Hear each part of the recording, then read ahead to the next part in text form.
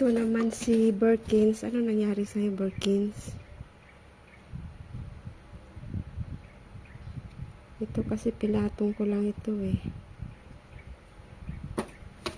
Birkins, anong nangyari sa'yo? Hindi ka na maganda. Ano naman to? Yung vitamins. Ano kaya ang nilagay na... Ano kaya ang ginawa ng lola mo? Pinagtatanggal niya yun. Hindi na maganda yung tubo mo. Dahil hindi ka na maganda, gupitin na kita.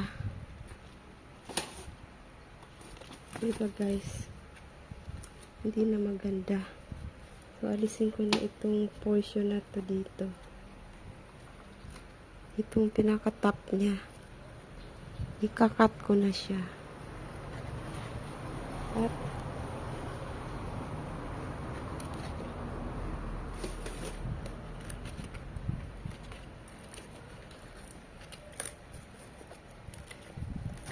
yan. Damay din itong isa. So,